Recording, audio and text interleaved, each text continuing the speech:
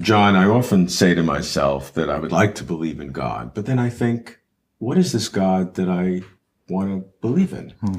And then I think that I really don't mean God in some traditional sense. I mean something that's beyond the normal physical world. Now, I don't know if that hope is in vain or what, but I do know that I want to try to identify and think about what this ultimate thing may be. Now, you've distinguished between theism, a traditional approach to God, and what you call ultimism. So I want to know what you mean by ultimism. Okay. Ultimism is the broader notion of the two. Theism is a narrower notion. By ultimism, I mean the claim that there is a reality that is ultimate in three different ways. It's not just the vague idea that there's something ultimate. It's got a bit of content, at least this much, that there are three sorts of ultimacy. One is metaphysical ultimacy. By that I mean that this reality, should it exist, would be the deepest fact about the nature of things. And so the most fundamental explanation, for example, would be given in terms of the reality of this, if indeed it is metaphysically ultimate. But it's not just metaphysically ultimate. I mean, at that point, you've still got something where, science and religion might be together. They're both looking for something metaphysically ultimate. But I think that what distinguishes... The universe could be ultimate. Right, or some basic physical fact. Yeah. Right. But where they start to diverge is when it comes to the second sort of ultimacy, that I've called axiological. Values. It refers to value. And the deepest possible value. The sort of thing that gives sense to what you see in churches and synagogues and mosques when people are worshiping their understanding of the ultimate, or the being that they think exemplifies the ultimate reality.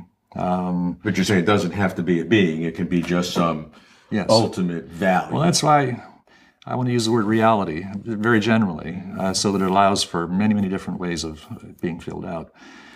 And the third sort of ultimacy, which continues, to move religion away from anything that science might be concerned with, is what I call soteriological ultimacy. I borrowed a word there from Christianity, even though I'm applying it more generally. Soteriology is the study of salvation. Well, if you call it salvation, you could call it enlightenment, liberation, wholeness. Connecting to this ultimate, if there is an ultimate. That's right. That there should be, if religion is true, there should be some sort of ultimate good possible for us, for humanity in the world, in relation to this reality. So by ultimism, I mean the claim that there is a reality that is metaphysically, axiologically, and soteriologically ultimate. So that's still a fundamental reality, something that has value-based and something that we can connect with. Something that's unsurpassably valuable, and something and somehow that value can be communicated to us. Okay. Because it could be something that's just, off on its own, no connection to us at all, right? But religion says that it's connected to us, or that there's some possible connection that can be made. It's still a very general idea, and that's important. Theism, traditional theism, is the claim that there is a personal ultimate, and that adds the notion of personality. Because when we say that there's something metaphysically, axiologically, soteriologically ultimate, we're not saying that it is a person who is ultimate in this way, and yet traditional theism says that. Traditional theism is the claim that there is an ultimate reality that is personal. That's most fundamentally, as I understand it, what theism says. And so it's not a surprise that theism thinks of this person as being rather impressive, as being the creator of the universe. There's the metaphysical ultimacy. And as having all these omni properties, omnipotent, omniscient, omnibenevolent, all power, omnipotent, all knowledge, omniscient, all goodness, omnibenevolence. Why all these omni attributes, you might ask? Well, it's because it's only if God has those sorts of attributes, the traditional theistic God, that it would be worthy of worship, that it would be unsurpassably great in the way that an object of religious concern must be. And loving as well, making available a kind of relationship. So this is teriological ultimacy cashed out in personal terms. So theism represents one way of filling out this broader idea of ultimism. But the two are distinct. I mean, theism entails ultimism. That is, theism can only be true if ultimism is. But it doesn't work the other way around. Right. Ultimism could be true even if theism is not. Theism is a subset of ultimism. Yeah. Which may or may not be true. Right. And in fact, if theism is true, ultimism has to be true. Yes. If ultimism is true, theism does not need not be true. Right. Ultimism you could take as really being equivalent to just a large set of possibilities connected with, either or. It's what philosophers call a disjunction. This or this or this or this, and one of those is traditional theism. Right. So even if you've ruled out traditional theism, as I think you probably can do philosophically, even if you are an atheist, as I am, in connection with traditional theism, you might still be open to the possibility of some other. Because you're an atheist, that means you are atheism, which means you reject a personalized, ultimate God, as we've called it. But being an atheist doesn't mean that you're an absolute, what we would say, naturalist or physicalist. Right. Materialist means that you would admit there may be some other ultimate thing that you are not sure of.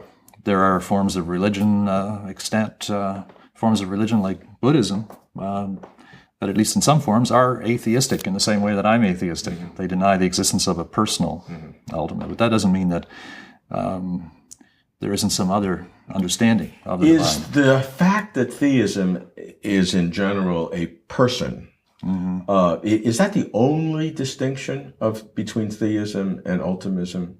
Or are there other characteristics? Because you listed all these omnis, for example, all the attributes.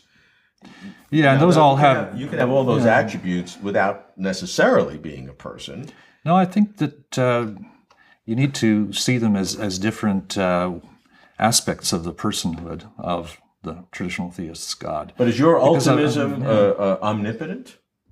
No, it wouldn't make any sense to speak of the ultimate reality in that generic way as omnipotent, because omnipotence, as I understand it anyway, is about power that can be exercised intentionally by a person. I think you're giving it a tighter definition than one might. I mean, you can have an ultimism that has some ultimate power, but in a non-intentional way. It could be just flowing forth. I mean, the laws of physics can have an ultimate power, if that's what it is. Who knows? Sure.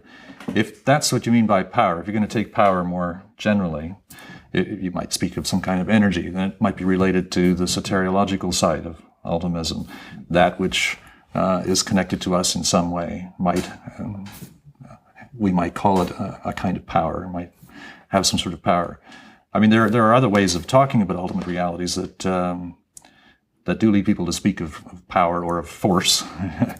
There's some link between what some people call the force and what somebody might take as a version of ultimism. So these three aspects of ultimism that you have, the metaphysical foundations of reality, the ultimate value, and the connection, those don't necessarily have to go together. I mean, reality could be such that there is only a metaphysical. In fact, that I would think is required. There has to be something for one reason or another. We know that there is existence. It could be a brute fact. There could be reasons for it. But there is a metaphysical ultimate. At least sure. All inquirers, including all those naturalistic scientists, will assume, for the sake of inquiry, that there's something metaphysically ultimate. They're trying to find it. The other two may not exist at all. Yeah. The other two may be, if you're talking about value, that may be a total construct of human existence. So we're sure of the one, we're unsure of the other, but to have a real ultimate, a religious ultimate, you need all three. You need all three. That's what I claim, yeah. And that's what distinguishes ultimism as a religious concept. And theism is one way of understanding ultimism. You could use the word God to refer to either or both, more narrowly or more broadly.